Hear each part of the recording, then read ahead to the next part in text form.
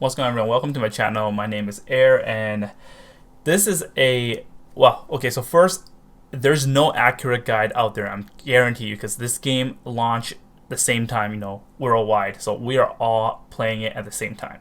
But from, all my research and from my judgment, so this is my opinion. So first, if there's I play the beta. And the in the beginning, of course, it's really easy. You get a lot of free rewards and etc. Right? And when it comes to like the later content, the monsters hit really hard.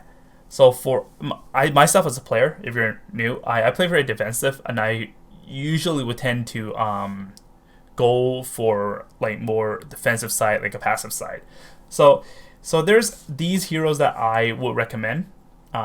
So first is there's not many like strong healers. So Estelle is one of the best healer. Unfortunately, this website it doesn't show her stats, but I did pick her for my first pick. So I'm going to show her stats later. So she's going to heal. Next, you have Micella here, the SSR version. She also has a SR version, but it's kind of still. She also restores HP, 45%. She has this move, Heal Aid, for the SR one. So you don't have to pick her, but so these two are the healers. So if you're looking for healers, pick them for SSR. And the good thing is that you also have to. I put this a link in below the description so you guys can all read it before you make your decision. So there's this thing called Awaken and Passive, and every hero has different Awaken and Passive. So let's say for her here is that defense up 15% for all characters. So it doesn't matter what element, because there's different element and there's different type. So if you have the same type of heroes, I think if you have more than 3 of the same type hero, you get stats up. Element goes the same, etc. But this one here doesn't matter what element, doesn't matter what type, it will boost the defense up for 15%. So I would say for the beginning, you want to look for heroes that give stats for everyone. So there's no like, oh, I want to give it to this. This only give it to Earth. This hero only gives it to like Wind. Then I think that's not really good for starting. Later, of course, you're gonna eventually get more heroes and etc. So for healer wise, so Estelle and Micella, and then next you would want some probably really strong DPS. So if you're just trying to pull like the selective summon, you want to get a DPS, I would recommend Leon and Velvet and Kanonoe.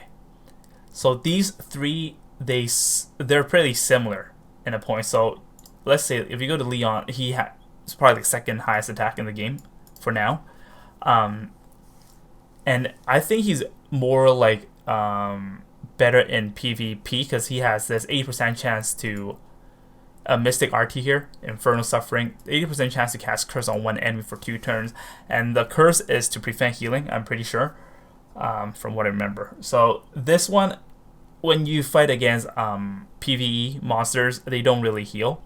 So this is kind of like doesn't really serve the purpose. The good thing is about his Awaken and Passive is attack up 10% to all characters. And there's another second effect, which is after achieving 20 hits, attack up 20% to dual blade types. This is dual blade, whoever can hold 2 swords. So there is that. But if you look back at other heroes that I recommended, they all serve the same Awaken and Passive. So you're going to reroll when you select your selective summon, and then when you reroll, you probably don't want to get the 2. Like you don't want to get Leon and Velvet. Sure, they both hit really hard, but eventually, because they're also glass cannon, she has the highest attack of the game right now, but their Awakening passive the same. I don't know if it stacks, but you're gonna get like the same, literally the same hero, but with a different skin. And then now the Konoe here also serves the same Awakening skill, Awakening passive, I mean.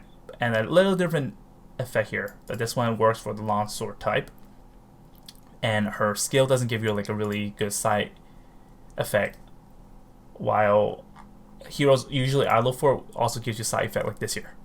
See, look at this. It's also a similar as Leon, but Leon is 80% chance, and this one is 50% chance. So I would recommend Leon when it comes to because they do the same thing, a little bit more damage, but probability is higher when it comes to Leon. Okay, so now, so I just recommended the healer, DPS, and now let's look at the tank. Tank-wise, I was definitely recommend Aegis. Aegis has the highest defense in the game. The one down thing is that the Awakening passive is defense up 15% to Night type, and the second effect is to water, element water. And unfortunately there's no side effect, but he has like a lot of defense. When I look at the other tanks, the next one I would recommend would be Yuri. And then her, how do I say it? She is the only one that can dispel debuffs. So I feel like she's gonna be really good like late game, because usually when my experience when it comes to like mobile game gacha is usually buff and debuffs when it comes to like end game. So I think she's like an end game hero. So for starting strong, I probably wouldn't try to pick her.